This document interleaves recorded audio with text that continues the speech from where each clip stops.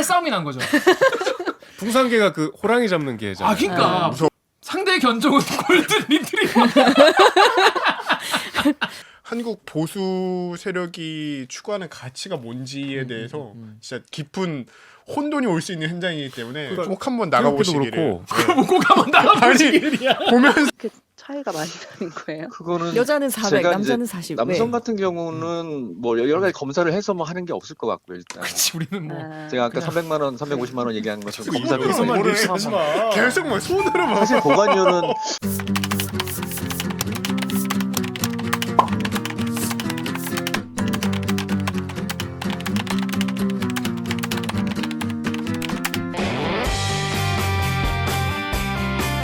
듣다 보면 빡이 치고 보다 보면 목이 막히는데 사이다가 없어.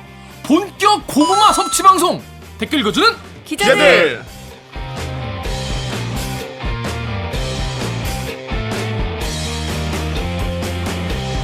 에휴, 이게 말이 됩니까? 이게 말이 됩니까? 저비용 고퀄리티를 추구하는 사내수공업 방송입니다. KBS 기사의 누리꾼 여러분들이 댓글로 남겨주신 분노, 질책, 응원 모두 다 받아드릴게요. 가짜뉴스 팩트의 불화살로 널 용서하지 않겠어. 반갑습니다. 저는 대리기 진행자 김기화 기자입니다. 오늘도 방송 보시다가 들으시다가 얘네 그 괜찮다, 재밌다, 들을만다 싶으시면은 좋아요와 구독 버튼 한번 눌러주세요. 세요. 네. 글쎄요. 좋습니다. 2020년 두둥. 두둥. 원더키드의 한 해. 분노키 이거 계속 잘 계속 모른다. 얘기해. 원더키드 야 너만 몰라. TV로 본 사람 우리 둘밖에 그 없잖아. 주제가 뭐죠? 원더 아니, 원더키디. 너왜 알아? 아닌가? 어떻게 알아? 몰라요. 그냥 생각하는 아니야 의미인데. 무슨 원더키디 뭐 이런 노래야. 원더키디 원더키디. 맞아서. 아무튼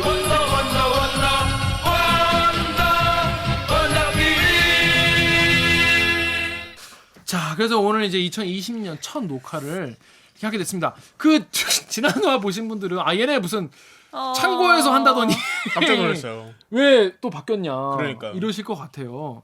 자, 그래서 지난주 특별편으로 2020 대들기 대전략 회의 영상을 올렸는데 그래서 여러 가지 얘기가 나왔죠. 그런데 거기서 이제 스튜디오하고 앞으로 우리가 네. 어떻게 해나갈 것인가 얘기를 했는데 네. 스튜디오는 여기에서 그냥 하기로 했어요. 빠른 포기. 빠른 포기. 안 되다 싶으면 그냥 버려야 돼요. 바로 버려요. 네. 이게 저희도 소통 방송이기 때문에 댓글로 여러분께서 아니다 하면은 바로. 왜 아니다 싶으면 바로. 네. 니네 왜 좀 보니까 나쁘지 않던데 그렇게? 좀 더 화나잖아요, 거기가. 네, 선배 거기 가서 하세요. 그럼. 혼자 따로. 거기가 이원 연결해서 해. 저는 지금 이렇게 아 디지털 괜찮다. 스튜디오에 나왔습니다. 괜찮다. 뭐가 괜찮아요? 씨.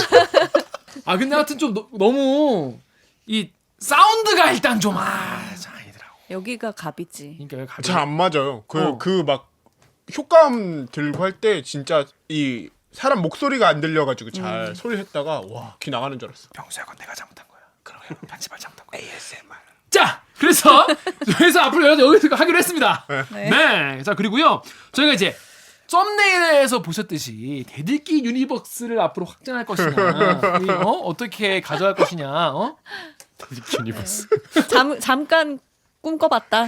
했는데 그래서 이제 하던거나 잘해라와 유니버스 확장 둘 중에 뭐가 더 괜찮냐 했는데 댓글을 제가 오늘 쭉 이제 보면서 이제 그 대댓글을 달고 그랬는데 그냥 하던거나 잘해라. 그리고 니네 고생하는 거 다 안다. 지치지 마라. 요런 말씀 많이 해 주셨어요. 여기 유튜브에 신긴치님 댓글 강명수 기자 읽어주세요. 안녕하세요 여러분.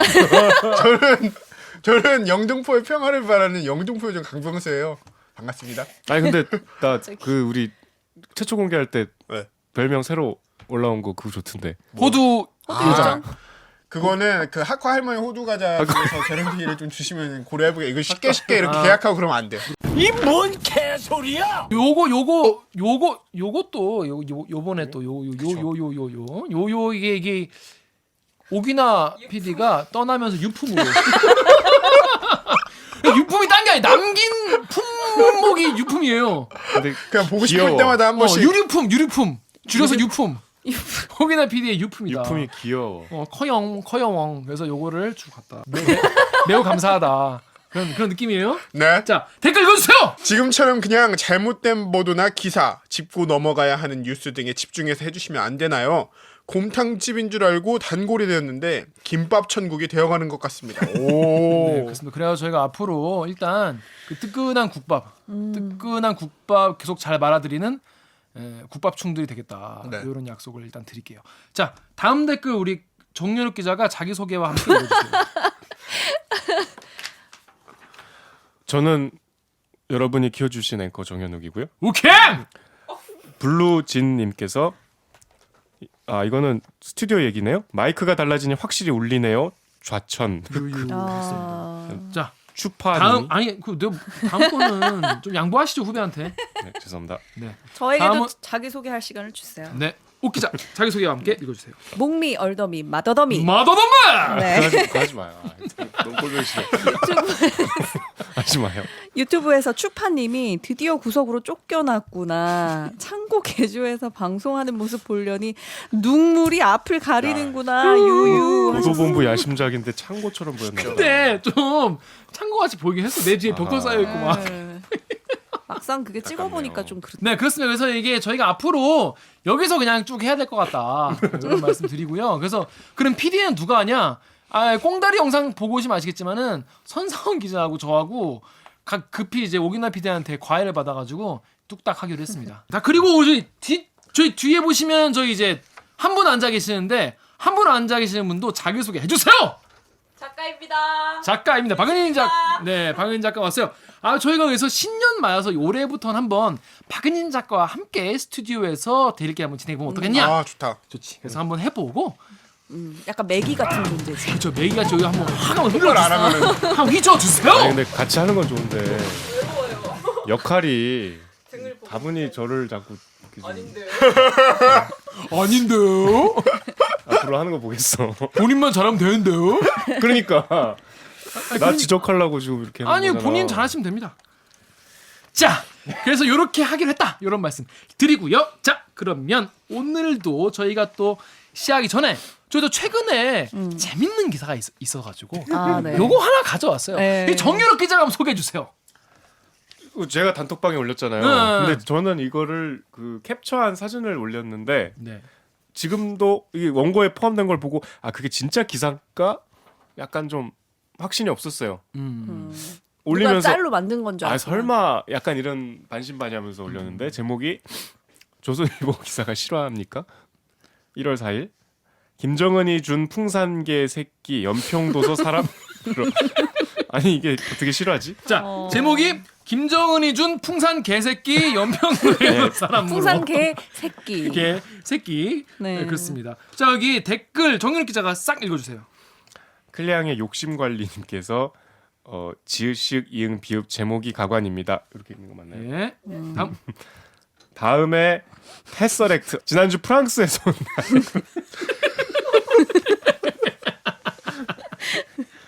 거짓말하네. 읽어주세요. 지난주 이거 재밌네요. 프랑스에서 온 나의 푸들이 장난치다 내 손가락을 물었다. 이것도 기사 부탁드려요. 한국 프랑스 외교 문제로 커질까요, 기자님? 이거 기사 보고 무슨 생각이 드셨나요? 아니 실화냐? 저희 이거 그 언론사 준비할 때 시험 준비할 때 이런 거 배우잖아요. 기사의 요건. 뭐 개가 사람을 물면 기사가 안 되지만 사람이 개를 물면은 기사가 된다. 이런 그렇죠, 거 그렇죠, 그렇죠. 근데 개가 사람을 물어도 기사가 되네. 그러니까 가장 이제 언론계에서 많이 쓰는 그 격언 중에 하나죠. 네. 개가 사람을 물면 기사가 안 돼. 그냥 사람이 개를 물면 기사가 된다는 거예요. 근데 개가 사람을 물었는데 기사를 썼어. 조선일보가. 아니 예를 들어서 뭐 연평도에 사시는 분이 이 풍산 개새끼를 물었다. 그러면 좀 신기할 수도 있죠. 아니면 김정은 위원장이 풍산 개를 물었다. 뭐 이러면 뭐 얘기가 되지만 풍산 개가 사람 무는 거는 이건 뭐 늘 있는 일인데. 근데 주제가 뭐였어요? 이거예요. 그냥 물었다? 물었다야. 김정은이 준 풍산 개새끼랑 김정은 그러니까 이런 걸 노린 거죠. 그러니까 김정은도 물 거다. 뭐 이런 얘기를 하고 싶었던 것 같은데. 엄청 그럼 시적인 시네요. 아니, 시적인 아니야. 개를 상당히 서사적으로 설명했어요. 그러니까. 김정은이 준 거, 풍산개인 거, 새끼인 거. 그러니까 뭐 새끼인 건 왜 썼지? 그러니까. 기아 선배가 그 기사를 찾았는데 걔들이 너무 귀엽게 생겨가지고 너무 터졌는데. 예뻐졌어. 근데 그게 기사에 그 사람을 진짜 뭐 심각하게 상해를 앙 하고 문 거 아니야? 아니 근데 앙. 이거 문 것도 작년 말에 물었어. 연평도에 살고 있는 풍산 개의 새끼가 개랑 개 새끼 이거를 청와대까지 보고가 됐다는 거예요. 그러니까 그 사람이 어떻게 됐는데? 그 사람 어떻게 했냐고요? 그 사람은 상처가 깊지 않았고 담당 직원 보건소에서 치료를 받는 수준에서 마무리된 거죠. 보건소에서? 그래서 근데 이제 옹진군이 이 개 산다고 126만 원을 썼다는 거예요. 이게 보니까 그랬더니 개 두 마리가 싸우다가 음. 그런 건데. 그렇지. 개가 담당자가 햇님이가 이 풍산개인데 얘 산책을 마치고 오던 중에 인근 주민의 개랑 만난 거예요. 근데 그 개끼리에 개 싸움이 난 거죠. 풍산개가 그 호랑이 잡는 개잖아요. 그러니까 무서운 풍산개는 개. 왜 용맹하기로 유명한 게 아닙니까? 우리나라 원래 풍산개 하면 막 용맹하다 이랬는데 풍산개, 진돗개. 그러니까 근데 이제 풍산개랑 이제 여기 나온 반려견과 이제 상대 견종은 골든 리트리버. 미제 야, 취재 앞잡이. 빡세게 했다. 어. 취재는 열심히 했다. 역시 조선일보. 취재는 빡세게 했네요. 그러니까 골든 리트리버랑 붙었는데 햇님이와의 싸움으로 귀를 다쳤대. 아. 골든 리트리버가. 아 골든 리트리버가 네. 골든 리트리버는 되게 시적이다 그 기사가. 역시 호랑이 귀를 잡는. 다쳤다는 거예요. 이걸 말리다가 이제 이 담당자가 손에 물렸다는 거예요. 풍산개가 골든 리트리버랑 개 싸움하는데 그걸 말리다가 담당자 손까지 물게 된 거죠. 근데 와 되게 시적이다. 어. 북한과 미국과 그 사이에 있는 한국을 묘사한 거네. 그러네. 골든 네. 리트리버가 트럼프 아니야 그런 거 아니야. 트럼프고 그렇게 해석해 주지 그래서 마요. 트럼프랑 김정은이랑 싸우는 거를 중간에 우리나라 막 담당자가 하다가 우리나라가 말리다가 네, 북한한테 물려가지고. 물렸다는 네. 그럴싸한데? 어. 역시 조선일보 클라스. 린정하는 부분입니다. 아무튼 그래서 이런 기사가 있었다. 정말 인상적인 기사였다. 네. 근데 이게 이렇게 짧은 기사인데 댓글이 4,700개가 달렸어요. 어. 그래서 멋진 기사입니다. 꼭 후속 기사 써주세요. 너무 또 참나. 그렇습니다. 또 ANGG 땡땡땡님이 이게 정치면 기사라는 게 또 놀라. 아 이거 정치위원회 들어있어요? 맙소사. 아무튼 요 기사 때문에 웃었네. 지금 왜 그 일본 스모 선수 짤 있잖아요. 막 웃었다. 막 진짜 믿겨지지 않는 기사네. 진짜 믿겨지지 않는 정말 이거 클래스 있는 기사였어요. 지면으로도 나간 건가? 와, 나 조선일보를 이렇게 매번 챙겨보진 않아서. 그러니까. 근데 사진도 있고. 진짜 신기하다. 이게 근데 왜 정치 섹션이니까 정치 섹션인 것만 봐도 이게 A면 8면 1단 기사네. 이걸 어떻게 취재를 했을까요? 제보를 받았나 아니면 본인이 풍산개 우리 이 얘기도 길게 하지 마. 애들 와 빨리 넘어가. 자 그러면 저희는 저 귀여운 네. 얘기 안 해요? 귀여운 저 얘기. 귀여워진 얘기 안 해? 귀여워진 얘기 이거 다음이었는데. 야 이렇게 본인 내 귀엽다는 아니 얘기를 근데 그 정연욱 기자가 왜 이 얘기하냐? 혹시 그 주말 뉴스를 좀 유심히 보신 분이 계시다면 아시겠지만 정연욱 기자 눈이 커졌습니다. 세상에. 저희 로고 듣고 무친 뉴스 브리핑으로 돌아오겠습니다. 나는 기레기가 싫어요. 지금 여러분은 본격 KBS 소통 방송 댓글 읽어주는 기자들을 듣고 계십니다. 2020년 첫 방송이 기대되신다면 좋아요 버튼을, 아직 구독하지 않으셨다면 구독 버튼을 꼭 눌러주세요. 네, 우리 정연욱 기자 눈 커진 얘기 잠깐만 하고 갈게요. 왜 커진 거죠? 귀여웠나요? 땡쳐. 땡. 아니 아까 눈좀 우리끼리 다 얘기해서 그거 잡아줘 그거 귀여워. 자, 근데 왜 귀여워진 거죠? 귀여워진 건 팩트입니까? 팩트. 그 시청자들이 엄중히 보실 겁니다. 아무튼. 아니 너무 제 안경 도수가 네. 높아서 네. 제 실제로 눈이 큰데 네. 실제로 너무 그 지적을 많이 받아서 네, 눈이 렌즈를 작다는 한번 지적? 껴봤어요. 네.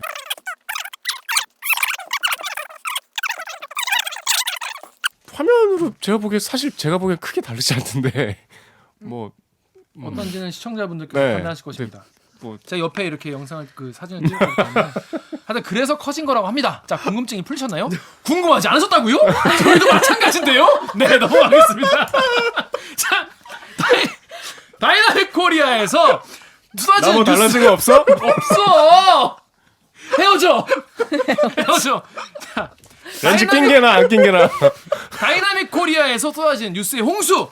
아, 굵직한 뉴스가 너무 많아요. 네. 그래서 주목받지 못한 뉴스가 많습니다. 저희가 그래서 몇 가지 뽑아서 정리를 해드립니다. 무치 뉴스 브리핑. 브리핑. 네, 그렇습니다. 오늘 무치 뉴스 첫 번째 뉴스 우리 눈 커진 정유럽 기자가 준비했죠? 네. 네, 어떤 겁니까? 일단 제목부터 알려주세요. 제목은 전광훈 목사 다시 집회로 이거였고요. 그 이거 키워드는 해주세요. 네, 해주세요. 키워드. 그거. 키워드. 키워드는 뭡니까? 그거 뭐? 전화도. 그럼 선배가 잘 해봐요. 아니 해주세요. 아니 그 얼굴 확대되는 거는. 그러니까 선배가 해봐요. 감정 잡아요. 그거 말고 딱히 없어요 키워드가. 네, 그렇습니다. 그거는 제가 토요일에 아, 일단 예. 그 댓글부터 읽고 시작할까요? 댓글. 네. KBS 뉴스 홈페이지에서 훈200님께서 자유한국당의 새로운 엑스맨 등급. 야, KBS 뉴스 홈페이지에는 잘 사실 댓글이 거의 없는데. 참 댓글이 하나하나 귀한 곳이죠. 그러니까. 자, 이게 왜 선정된 것이죠? 토요일에 이제 나간 리포트인데요. 네. 저희가 우리 아침에 아이템 편집 회의를 하잖아요. 네. 네. 그 저도 그때 들어갔는데 정광훈 목사가 일단 이틀 구속영장이 기각된 지 이틀 만에 나와서 지금 아까 말씀하신 대로 헛소리를 또 했죠. 네. 뭐 헌법이 자기를 풀어줬다. 그다음에 뭐 문재인 무슨 놈, 뭐 정신 나간 뭐 이렇게 얘기를 하던 대로 했고. 네. 근데 이제 이때 그동안 그때 우리 한번 말씀드린 것 같은데 맹학교 학부모님들이 네. 그 광화문에서 계속 집회하는 게 굉장히 그 맹학교 학생들한테 치명적으로 방해가 된다고 여러 진정도 놓고 경찰서에 네. 여러 번 호소하는 집회도 그때 한번 하셨었고 네. 네. 했잖아요. 네. 이제 이날은 이런 이 학부모들이 이제 참다 못해서 이제 그 또 나오셔갖고 그 보수 단체가 청와대로 행진하는 걸 막았어요. 그 상황이 생겼어. 막았고 약간의 그 충돌 물리적 충돌은 없었는데 이제 이 리포트를 한 이승재 기자한테 제가 물어보니까 이 보수 단체 회원들이 그 맹학교 학부모님들한테 욕설 고성은 여러 차례 했다고 하더라고요. 그런 상황이 있었고 그다음에 이날 또 마침 그 한기총 앞에 정광훈 목사가 주도하는 집회가 한기총 집회잖아요. 한국 기독교 축제협회 한기총 해산을 요구하는 청와대 국민청원이 20만 명이 넘으면 이제 대답을 해야 되는 네. 거니까. 그러니까 제가 이승재 기자의 머릿속으로 들어가지는 않았지만 이 리포트의 구성상 이 보수단체 집회가 이게 얼마나 지금 우리 사회에 해악을 끼치는지를 좀 간접적으로 보여준 리포트라고 생각을 해요. 그냥 집회를 그냥 이렇게 뭐 소개를 한 게 아니고 여러 가지 이날 벌어졌던 일들을 집약적으로 보여서 결국 이게 지금 그냥 집회가 아니고 어떤 영향을 미치고 있고 사람들이 어떻게 생각하는지 광화문에 모인 사람이 우리 국민의 다가 아니라 청와대 국민청원이 이렇게 지금 다른 방향으로 흘러가고 있다는 이렇게 하나 방향성이 있는 것 같아서 중요한 리포트라고 생각을 했습니다. 어제 제가 이승재 기자랑 술 먹었거든요. 네. 근데 승재가 이제 그런 현장은 이제 처음 가본 거예요.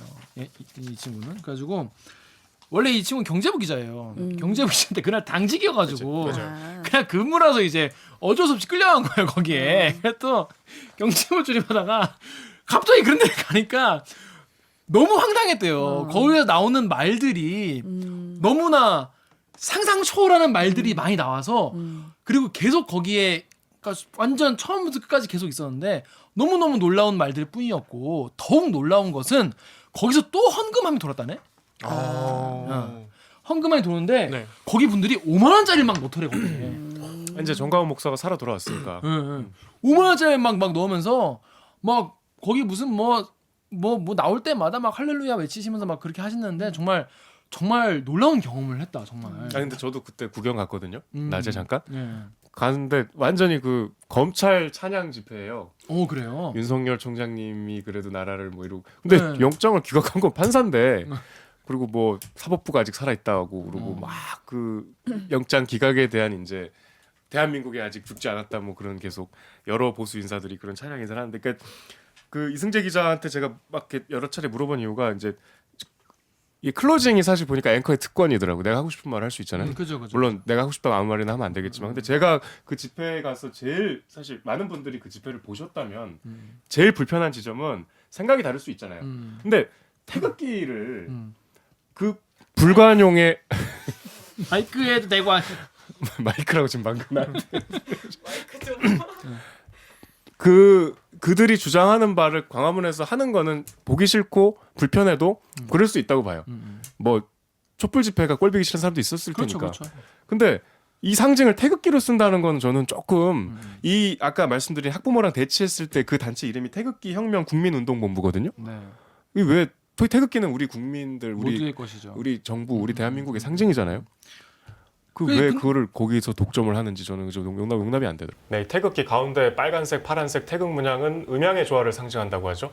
오늘 서울 맹학교 학부모들과 대치했다고 전해드린 보수단체 태극기 혁명 국민운동본부였습니다.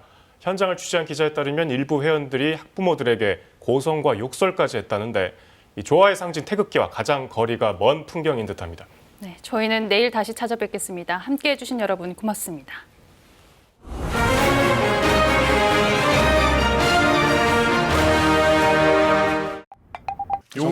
요 집회 현장에 가면은 약간 한국 그러니까 정치란 게 뭐 그냥 투박하게 나눠서 진보와 보수가 계속 균형을 맞춰 나가면서 발전해 나가는 거잖아요. 그럴 수 그래서 있죠. 한국 보수 세력이 추구하는 가치가 뭔지에 대해서 진짜 깊은 혼돈이 올 수 있는 현장이기 때문에 꼭 한번 나가보시기를. 그렇고 꼭 한번 나가보시기야. 보면서 그러니까 눈앞에서 직접 봐야 돼요. 그러니까 욕을 하는 건 어, 좋은데 어, 눈앞에서 어. 직접 보면은 보고. 아 이게 진짜 생각보다 되게 심각한 문제가 일 수 있겠구나. 아니 이런 대낮에 느낌이 들어요. 광화문 광장 한복판에서 모르는 사람이 그냥 외국인이 딱 가서 보면은 정말 무슨 구국을 위한 그렇죠. 뜻있는 사람들. 아니 그래서 뭐 촛불 집회에서도 그러니까 우리나라 극우가 태극기를 너무 오염시켰다고 그러면서 이제 우리도 태극기를 쓴다. 그래서 그 촛불 집회에서도 태극기를 많이 사용하고 그랬는데 사실 진짜 저는 솔직히 전 개인적으로 이 정강훈 씨에 대해서 더 사실 언급하고 싶지가 않거든요.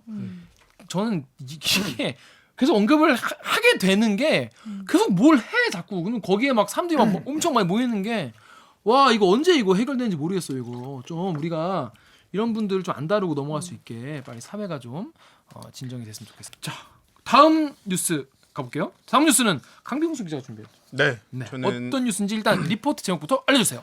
저는 그 박지성 기자가 준비한 이 5.18 안매장 발포 명령 왜곡 조작 규명해야 이런 기사를 가져왔는데요.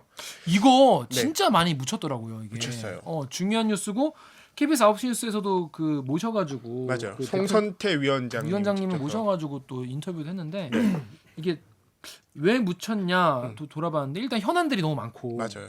지금 뭐 국회도 날리고 뭐 여기저기 날리기 때문에 현안이 많고 또 새로 나온 뭔가가 아직은 그쵸, 이제 없으니까. 없어서 그런 건데 일단 댓글을 한번 읽어주세요. 댓글에 다음에 스나이퍼님께서 엄청 우려먹는구나. 소뼈도 이 정도는 안 우려먹는다. 그러니까 이제 직업단 얘기죠. 5.18 그만 좀 해라 이제 이런 그렇죠. 말씀이세요. 네, 다음. 그랬더니 이지님께서 대댓글로 달아주신 것 같아요. 야 이런 댓글들 가관이다. 진범이 안 밝혀졌는데 밝혀내야지. 억울하게 죽은 피해자 입장을 생각하는 게 그렇게 어렵냐? 네. 이게 일단 왜 이 뉴스를 선택했는지부터 설명해 주세요. 네. 이게 2020년이 이제 5.18 광주 민주화 운동이 일어난 지 딱 40년 되는 해예요. 1980년에 일어났으니까.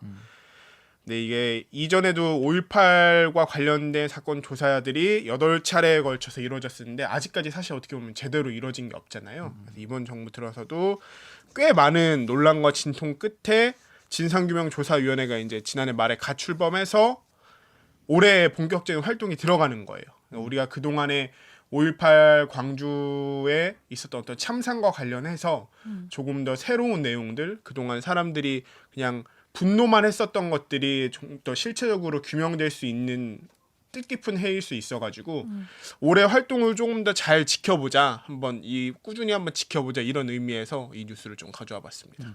자 그런데 이게 사람들이 사실 많이 안 읽고 많이 관심이 안 가지는 게 이제 뉴팩트가 없다. 네. 새롭게 나온 게 충격적인 게 없다. 뭐 이런 건데 일단 지금 짚어봐야 할 부분을 좀 정리를 좀 해주시죠. 지금 크게- 어디까지 조사가 됐고 앞으로 어떤 부분을 좀 중점적으로 봐야 되는지. 이제 사실 진상규명조사위원회가 막 출범을 해가지고 막 출범했어요. 예, 이제 앞으로 크게 세 가지 부분에서 집중해서 세 조사를 가지를 본다고 합니다. 하려고 해요. 일단은 5.18에 계속 문제가 되고 있는 그 5.18 발포, 누가 쏘라고 시켰냐? 그쵸? 누가 쏘라고 시켰는지, 어떤 새끼냐? 누가 내 쏘라고 새끼! 시켰는지. 도움이 돼요 지금 이게? 그냥 이렇게 하셔야지. 그냥 힘내요, 선배. 0.5초 만에 또 정리를 하는 거야. 그 내용이 중요하고 이제 또 다른 내용 하나는 그 당시에 일어났었던 뭐 각종 성폭행 등 어떤 인권 유린적 범죄 행위들 그 행위들에 대한 진상 규명이 필요하고 점점 더 그러니까 시간이 지날수록 그러니까. 진상 규명이 안 될 확률이 높아지고 있으니까 우리가 더 그 중요한 인권 유린 사례를 더 조사하겠다. 네. 그다음에 마지막으로는 이제 그 지난달쯤이었었네. 그 광주 교도소 부지에서 이 백골 네. 여러 개가 한 40여 구가 한 번에 네. 발견된 사례가 있었는데 이런 식으로 안매장 사례가 더 있을 거다라고 지금 생각을 해보고 있어요. 그래서 이 부분에 좀 집중해가지고 박지성 선배한테 저희 대들기도 예전에 한번 두 번이나 하시죠. 출연하셨잖아요. 한번 물어봤어요. 그래서 어떤 게 제일 문제고 우려되는 부분이 뭐고 이렇게 좀 했더니 일단은 가장 큰 문제는 역시 그 강제조 사건이 없다는 거. 직접 뭐 이런 위원회의 가장 큰 맹점일 수도 있는 그쵸, 게 위원회니까. 네, 그냥 안 오고 버티기면 어떻게 할 수가 없는 그러니까. 거예요. 예, 예, 뭐 검찰이 그냥 수사 의뢰를 해도 뭐 알츠하이머 걸리셨다고 막 안 오고 이런 분들 많잖아요. 우리가 아는 많은 분들. 많지 않아. 많지 한 않지 명이야. 한 명 있지. 그분 이렇게 그분이 그러니까 그런 식으로 조사에 일단 제대로 임하지 않을 경우에 강제할 수 있는 방법이 없고 그리고 또 하나 우려를 하는 게 이거는 뭐 그냥 이제 기자 개인이 취재 과정에서 느꼈던 건데 네.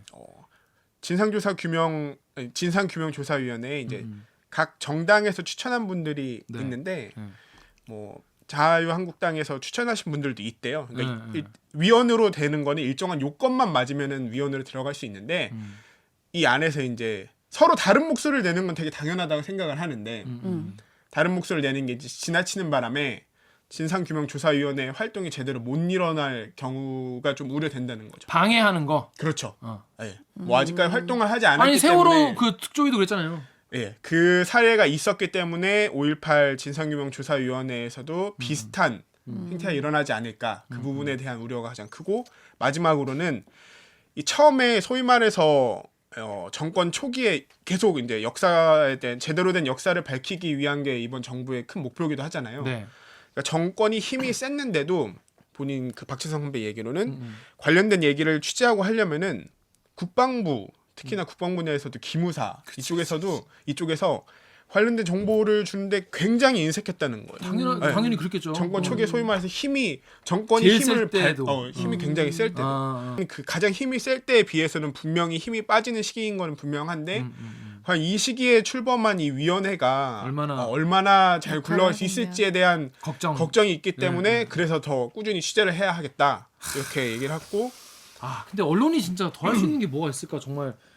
박지성 기자 같은 경우에는 그 광주에서 진짜 열심히 이거 5.18 관련해서 정말 열심히 파고 있는 기자잖아요. 진짜 열심히 하고 있어요. 근데 참 걱정이 많이 되긴 되겠어요. 그래서 공판 계속 열리고 있잖아요. 전두환 씨에 대한 공판이. 근데 정말 가면은 그 관련된 전두환 씨 측에서 관련된 증인 분들을 계속 재판 지연 전략이라고 평가가 나오긴 하지만 할 때 많이 부르고 있대요. 근데 기자가 봤을 땐 내가 취재한 내용이 있는데 내가 알고 있는 너무 많은 내용이 있는데 그거를 너무 뻔뻔하게 거짓말을 재판정에서 너무 쉽게 해서 누군지 밝힐 수 없지만 정말 얘기하는 게 재판정에서 위증하는 거에 대한 조금 더 강한 과거사 사건이긴 하지만 위증하는 거에 대해서 강하게 처벌해야 되는 거 아닌지 이런 고민이 든다고. 이렇게 빡치겠네요 보고 있으면. 진짜로 너무 화가 난대요. 보고 있으면은 어떻게 저렇게 그냥 토시 하나, 그러니까 얼굴새 낯빛 하나 안 벗기고 저렇게 거짓말 하고 있는지. 신기할 정도다. 네. 참, 대단합니다. 그렇기 때문에 꾸준히 지켜봐야 될 이 위원회 활동이 어떻게 이루어질지. 40주년이잖아요. 네. 전두환도 물론 나쁘지만 저는 이게 생각이 좀 다를 수 있는데 그 수백 수천 명의 그 계엄군 있잖아요.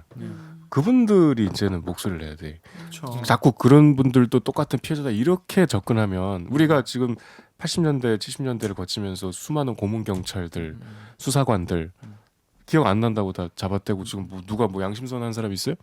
내가 김근태 고문했다. 내가 누구 뭐 어떻게 박정철 할 때 나 어디 서 있었다. 이런 사람 있어요? 그러니까 역사는 전두환 같은 악마 혼자 그런 나쁜 짓을 할 수 없어요. 그거에 협력했던 자발적이든 아니든 몰라서 끌려가서 명령을 받았다 아니든 맞아요. 어쨌든 어떤 경위든 나쁜 짓을 했잖아요. 발포를 해고 내 총을 쐈잖아요. 대검으로 찔렀잖아요. 그럼 그 사람들이 40주년 됐으면 이제 얘기해야죠. 맞습니다. 자꾸 그런 사람들을 똑같은 피해자다 뭐 이러면 안 돼요. 저는 그렇게 생각해요. 그렇습니다. 근데 뭐 안 하겠죠. 그러니까 안 합니다 원래. 40년 안 하셨으니까 이제 좀 진상 규명에 움직임이 있을 때 이제 좀 정신 차리고 나서 진짜. 주셔야 되는데 진짜 기다려야죠 뭐. 그렇습니다. 언론에도 제보를 주셔도 좋을 것 같고 사실 이런 거는 저 정부기관에 말하는 것보다 사실 언론에 말하는 게 더 나을 수도 있어요. 괜찮은 언론에. 자 그렇습니다. 그리고 세 번째 내용은 오규정 기자가 준비했습니다. 어떤 아이템이죠?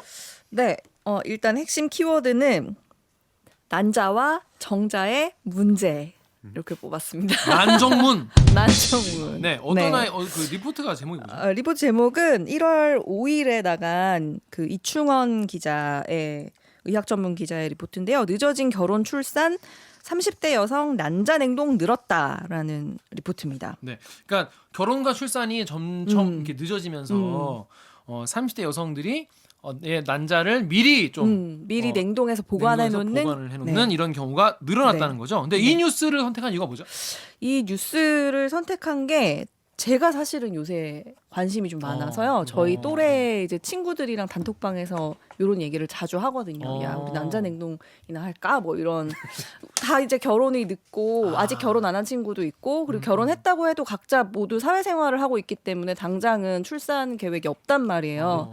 근데 그 무섭잖아요. 그러니까 내가 나중에 혹시나. 애를 원하게 될 수도 있고 그리고 언젠가는 이제 낳을 계획이 있는데 지금 당장은 아니다. 하지만 이 때가 또 있는 거여서 여자들한테는 이게 진짜 딜레마거든요. 어찌 할 수 없는 문제거든요. 근데 거기에 뭔가 그 일말의 보험 같은 존재가 난자 냉동인데 그러면 이거를 고려해봐야 되는 게 아니냐. 이거 아마 남자들도 얘기 많이 할 텐데 이런 난 얘기 안 처음 하세요? 들었어. 아예. 내 아니, 주변에 이제 미우새 보면은 정자 냉동하러 가잖아요. 저희는 근데 정자 냉동보다는 정관 수술 얘기를 더 많이 하더라고요. 아니 그래서 그런 얘기도 사실 좀 하고 싶어서 요거를 좀 골라봤습니다. 그렇습니다. 자 그런데 음. 일단 댓글 읽고 네. 시작하겠습니다. 댓글 선배 우는 거 아니죠? 갑자기 슬퍼서 우는 거 아니죠? 되게 좋아해. 조동 기자 하시죠. 예. 그렇습니다. 주변에서는 무슨 얘기 하나요? 왜죠? 땡땡 소름 끼쳐. 부적절한. 죄송합니다. 네 그렇습니다. 죄송합니다. 예. 얼굴 빨개졌어. 왜요? 부끄러.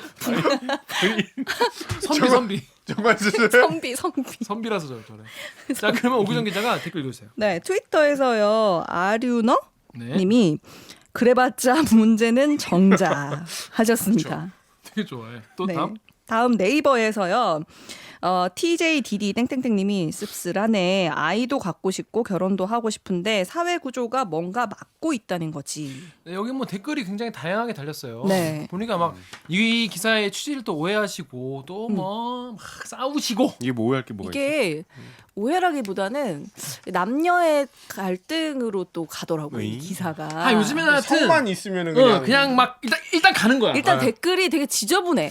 기본적으로 그러니까 네이버에 첫 댓글부터 아무튼 좀 그렇게 가신 분인데 네. 적어도 저희 시청자분들께서는 그러지 않으시겠죠. 그러지 않으시길 믿고 이게 사실 이 사회를 살아가는 어떤 남성과 여성들이 사회 구조가 변하고 사회 시스템이 변하고 사회 문화가 변하면서 같이 맞닥뜨리는 고민해야 어떤 딜레마와 네. 문제점 이거를 어떻게 해결하면 좋을까를 고민하다가 나온 이런저런 방법들에 대한 이야기입니다. 그죠? 네. 네. 근데 이거에 대해서 또 약간 또 남녀 갈등으로 또 몰아가시는 분도 계신데 싸우지 마시고 아무튼 요거에 대해서 한번 얘기를 해볼게요. 그래서 저도 사실은 좀 많이 궁금해서 이거를 그 취재하신 이충원 그 의학 전문 기자한테 아. 좀 상담을 받는 심정으로 제가 전화를 해서 직접 물어봤거든요. 이분이 의사거든요. 그래서 이분한테 직접 전화를 해서 물어보신 거죠. 그래서 그 내용을 한번 이 이제 댓글들을 쭉 읽고 이제 댓글에서 많이 나오는 거를 물어보신 거잖아요. 그걸 한번 들어보겠습니다.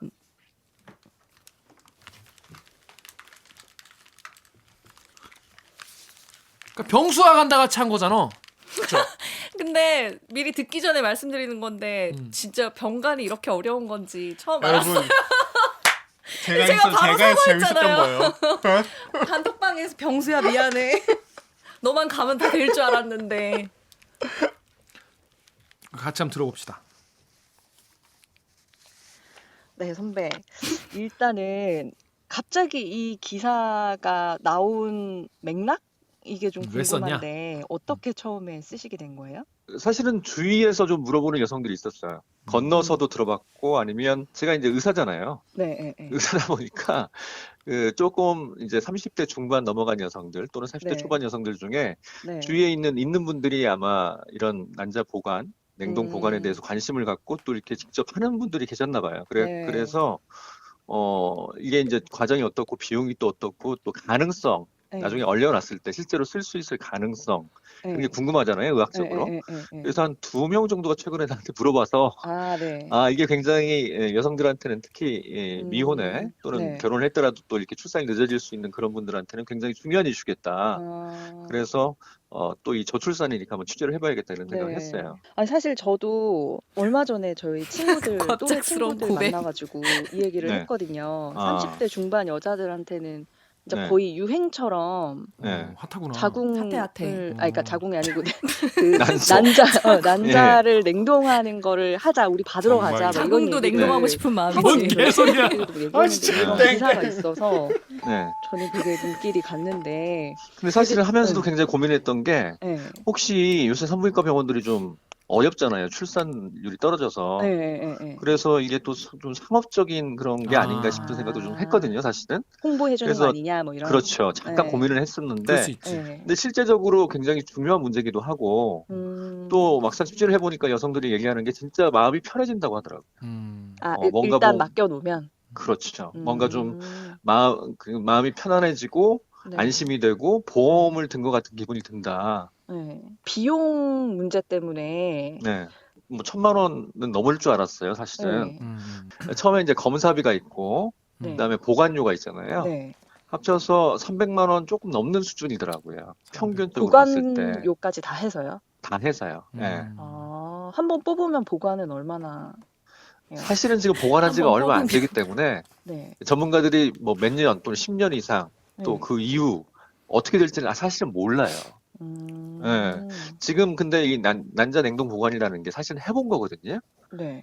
불임이나 좀 어려운 그 난임 환자에서 시험관하기 시술을 하잖아요. 네. 그때 남는 난자들이 있으면 얼려놓는다고요. 혹시 모르니까. 그렇겠지. 얼려놓다가 금방 폐기를 보통은 1년 이내에 폐기를 하는데 사실은 그 방법하고 똑같은 방법이기 때문에 네. 장기적으로 10년 이상 갈 가능성이 훨씬 높다. 볼 1년이 수가 있는 되니까 거죠. 10년도 아, 되지 한 번- 않겠냐. 네, 한 번 뽑으면 10년 이상은 보관할 수 있다. 있다라고 보는 거예요. 왜냐하면 근데 지금까지 검증은 안 됐죠. 시작한 지가 얼마 안 되기 때문에. 아직 10년이 안 됐구나. 한 5년 전부터 시작한 것 같아요. 아. 제 기억에는. 아, 선배 근데 이게 난자 하나당 그런 거죠? 난자를 하나를 뽑는 게 아니고요. 전 진짜 몰랐어. 8개에서 12개 정도를 뽑아요. 한 근데 번 되게 많이 뽑아. 난자가 우리가 이제 생물학시간. 네. 그렇죠. 몰라. 네. 좌우 두 개를 갖고 좌우 있는데 그렇죠 두 네. 개. 왼쪽 오른쪽에서 번갈아 가면서 나오죠. 네. 그런데 이거는 시술을 할 때 이게 시험관하기도 마찬가지예요. 과배란 주사를 놔요. 과배란 주사. 그러니까 배란을 이게 많이 과정이 하게. 여러 가지가 있는데 좀 아. 번거롭기도 하지만 처음 가서 피 검사를 해서 음. 거기서 여성 호르몬 농도를 봐서 난소의 기능을 파악하고 네. 두 번째는 나중에 혹시 또 임신을 하는데 문제가 없는지 초음파를 해서 자궁의 상태를 보고 그 다음에 이제 적합하다고 판단이 되면 과배란 주사를 놔서 난자가 많이 나오도록 만들어 놓고 거기서 이제 뽑아내는 거죠. 아, 그러면 한 번에 10개도 뽑을 수 있는 네, 거예요? 그렇죠, 그렇죠. 보통은 오, 10개 내외로 신기하다. 뽑는 그걸 자꾸 거예요. 뽑는다. 아. 왜냐하면 얼려놓은 채취. 난자를 다 쓸 수 채취. 난자 있다는 채취인데 보장이 없기 채취가 때문에 네. 네. 국어로 원래 하면 시험관하기 시술도 그렇게 뽑는다. 하잖아요. 아. 시험관하기 시술에서 여러 개를 뽑아놓고 네. 거기서 이제 또 여러 개의 네. 하다 보니까 쌍생아가 많이 태어나게 되죠. 아, 그런 원리구나. 예. 그렇구나. 그러니까 이게 시험관 결국엔 나중에 혹시 얼려놨다가 풀어낸 다음에 네. 하는 시술이 시험관의 시술이에요. 그러면 그거를 그 뽑아서 보관하는 비용까지 다 해서 300만 원 내외로 지금은 많이 네. 가격이 다운된 상태. 얼핏 제가 취재한 병원은 전문 병원인데 한 360만 원 정도로 얘기를 들었어요. 찾아봤더니 난임 원인이 예.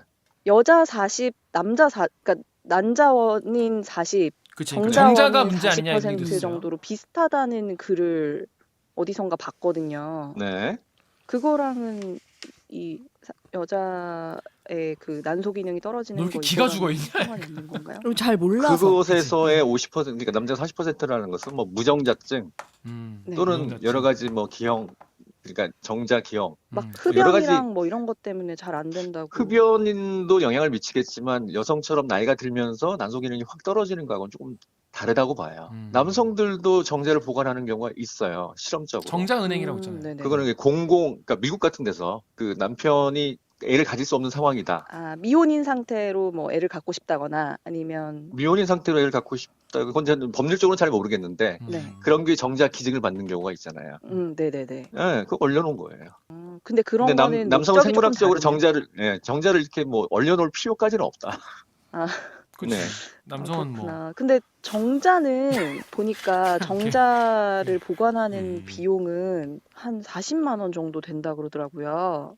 많이 알아봤네. 그거는 왜 이렇게 차이가 많이 나는 거예요? 그거는 여자는 400, 제가 남자는 이제 40. 남성 왜? 같은 경우는 뭐 여러 가지 검사를 해서 뭐 하는 게 없을 것 같고요. 일단 그치 우리는 뭐 아, 제가 아까 그냥- 300만 원, 350만 원 얘기한 것처럼 검사 손으로 비용이 뭐래, 하지 마. 계속 뭐 손으로 뭐. 사실 보관료는 제가 얼핏 기억이 안 나는데 80만 원? 그 정도 들었던 것 같아요. 80만 원. 그런료는 얼마 안 하고 이거를 시술하는 거 자체가 돈이 많이 드는구나. 그렇죠. 왜냐하면 그 과배란 주사도 다 돈이 드는 거고 그 검사 비용도 초음파도 해야 되는 거고 네. 피 검사, 호르몬 검사니까요. 음. 그다음에 직접 난자를 뽑아내는 시술도 받아야 되고. 아. 되게 많은 도움이 됐습니다, 선배.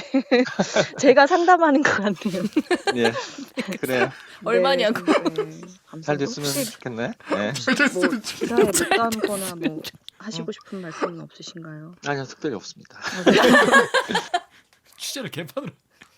네, 고생했습니다. 근데 요 뒤에 하신 말이 되게 의미가 있는데, 이 병수가 간다가 어렵다는 거를 제가 또 실감하고 그렇죠. 앞으로 네, 병수 잘했는데 뭐. 잘했네. 와, 병수한테- 고생했어. 좀 재밌게 하고 싶었는데 이걸 너무 뭐- 제가 상담 받으면서 진지해지는 바람에 웃으면서 내 얘기할 수 사유. 없었어요. 이런 걸로 재미를 욕 먹어. 아니 근데 제가 이 전화를 끊고 나서 이제 이 선배는 의학 전문 기자고 의사시니까 의학적인 그쵸. 시각에서 이 이슈를 바라본 거잖아요. 네. 근데 저는 이 문제는 사회적인 관점에서도 한번 바라봐야 되는 문제라고 그렇죠. 생각하거든요. 입체적으로 봐야죠, 이런 문제. 그래서 저도 이 끝나고 나서 제가 자료를 엄청 찾아봤어요. 근데 막 이렇게 그 연구한 게 꽤 많더라고요. 이거 난임의 요인에 대해서. 그렇겠죠, 당연히. 근데 난임의 요인이 보통 한 4가지로 나뉜대요. 하나가 남성 요인, 남자한테 문제가 있다. 하나가 이제 여성 요인, 난자에 문제가 있다. 그리고 세 번째가 복합 요인, 둘 다 문제가 있다. 그리고 네 번째가 원인 불명이다. 이게 있어요. 뭐 뻔한 소리 하냐고. 집에 하나만 하는 소리 아닌가? 근데 이러는데. 문제는 뭐냐면 실제로 그 어떤 연구 결과를 봤는데 2014년에 질병관리본부 용역과제로 나온 건데 우리나라 네. 1000명의 난임 환자를 대상으로 설문조사를 했어요. 그래서 이 난임의 원인에 대해서 이 퍼센티지를 뽑아봤는데 남성 요인이 44% 정도예요. 여성 나머지가 이제 그 여성들의 어떤 그 난자의 문제였는데 그러니까 남성 요인이 거의 절반 정도 된다는 거예요. 아까 그 나왔잖아요. 네.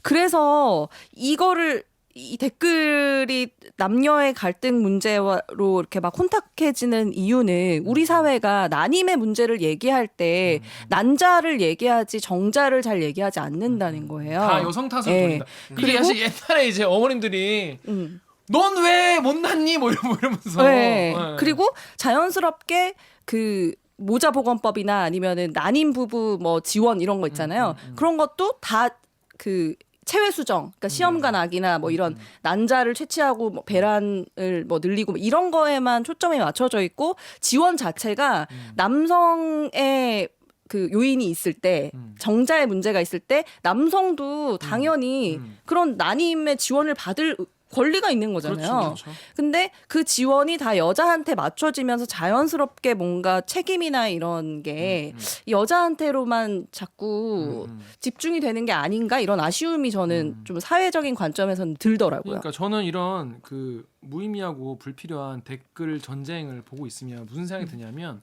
과연 저 여기서 지금 서로 헐뜯고 싸우는 사람들 중에서 실제로 난임으로 고민해보고 고통받아본 사람이 몇 명이나 있을까 그런 생각이 들어요. 예를 들어서 내가 정말 뭐 아기를 원하는데 원치 않으면 정말 아기가 잘 임신되지 않으면 고통스러울 거 아니에요. 그러면은 누구 원인인지가 뭐가 중요하겠어요. 그걸 맞아요. 빨리 맞아. 해결을 하고 싶고 그리고 그게 내가 원인이면은 내가 그거에 대한 혜택을 받으면 좋은 거고 뭐 상대방이 그 원인이면 어느 쪽이든 많이 혜택을 받아가지고 좀 빨리 해결을 해서 이 난임으로 인한 그 슬픔과 고통을 좀 해결하면 좋은 거잖아요. 근데 보면은 제가 봤을 때는 그런 거에서 나온 게 아니라 왜 막 여성들에 여자한테만 대해서 그러냐, 아니면 뭐 여성 임신 못하는 뭐 여성에 대해서 막 굉장히 아직도 그런 거 가지고 싸우는 게 굉장히 무의미하고 무의미함을 넘어서서 정말 그냥 싸우고 싶어서 싸우는 혐오하고 싶어서 의미 없는. 혐오하는 그런 굉장히 질 낮은 수준의 대화가 많더라. 그래서 되게 안타까웠어요. 실제 난임 부부가 보면 되게 빡칠 것 같아요. 진짜. 근데 그 진짜 좀 개선돼야 될 부분이 있는 게 네. 그 남성이 난임 시술 보험 적용을 받으려면 여성이 체외 수정 시술을 먼저 시작해야 된대요. 그래야지 받을 수 있대. 그러면 그러니까 여자한테 문제가 없고 그냥 남성 요인이면은 남자한테만 시술을 해도 해결되는 부분이 있거든요. 근데 그게 아니고 보험을 적용을 받으려면 그건 비급여고 보험을 적용받으려면 여자의 그 난임 먼저 해야 돼? 시술이 먼저 들어가야 돼요. 이상하다. 그건 뭐야? 그러니까 그게 진짜 이상한 거야. 그게 그 좀 잠깐 이해가 돼요? 그게 좀 이상한 거예요. 그거는 진짜 좀 우리가 아니 그 이게 논의를 확대해야 되는 우리가 부분인 이게 거예요. 뭐 예전에 우리가 이제 공부 안 하시는 분들도 집합까지는 다 공부하잖아요. 정석에서. 집합. 그러면 이게 충분 조건, 필요 조건 명제 나오는데 그러니까. 그러면 그러니까 이 여성분의 어떤 그 난임 그 치료가 충분 조건이라는 거잖아요. 이거를 해야만. 근데 뭔 그게 소리야? 남자가 치료될지 안 될지도 모르잖아요. 그러니까. 근데 그 여자의 그 난임 시술 하는 거 되게 고통스럽거든요. 그렇겠죠. 부작용도 많고. 아까도 그러니까. 들었지만은 주사기도 여성분이 훨씬 더 많이 많고. 할 게 네. 많은데. 근데 그거를 시작해야 보험이 되더라고요. 그런 문제는 아무튼 그것도 신기하네요. 있는 게 그렇습니다. 사실입니다. 그래서 예를 들어 이런 거죠. 예를 들어 이제 전 남성이니까 주로 남성 댓글 다시는 분들께 얘기를 하고 싶은 게 여러분이 그렇게 막 임신하는 데서 여성으로 책임을 그렇게 계속 돌리고 그런 여성분들을 비하하고 혐오하고 욕하면은 당연히 그분들에게 더 당연히 국가의 혜택이 더 갈 수밖에 없고 그건 당연한 거잖아요. 그러면 만약에 당신이 나중에 난임애들을 고통받을 때 당신이 이거에 대한 혜택을 못 받는다. 남성분이. 예? 이거 자기한테 뒤통수 치는 거예요. 그런 바보짓 하지 마시고. 그래서 키워드는 난자와 정자의 문제. 문제. 네, 그렇습니다. 고생하셨습니다. 정유럽 기자. 네. 한마디도 안 해요. 왜? 아까 그 뭐였지? 그래봤자 정말 문제는 진짜. 정자에서 빵 터지시고 어떻게 생각하세요? 이 문제에 대해서? 아니 이 기사를 저희 뉴스에서 해서 저도 봤는데 지금 이런 사회적인 문제 의식은 전혀 거기까지 확장을 못했는데 되게 좀 신선하게 충격을 받았어요. 아 이게 그런 관점도 있을 수 있구나. 이 기사에서 그렇게까지 문제 의식이 커질 수 있구나. 네. 하여튼 여러분도 전 사실 이거 이렇게 그 이충환 기자 인터뷰 들으면서 저도 많이 배웠어요. 사실 저 아예 모르던 저도 이야기. 완전 아니, 무지능이었어요. 그러니까 그건 다 의학적인 얘기였잖아요. 근데 지금 이렇게 사회적 그런 왜 아까 댓글에서 왜 싸우지 이거 지금 의학 리포트인데? 그거 자꾸 그거 치지 마세요. 땡. 그랬는데 이거를 말씀을 나누다 보니까 아 이렇게들 또 받아들이는구나. 너무 다양하게. 둔감해서 네, 그렇습니다. 반성했습니다. 네. 그럼 저희는 로고 듣고 다음 코너죠. 기르기 반백기로 돌아오겠습니다.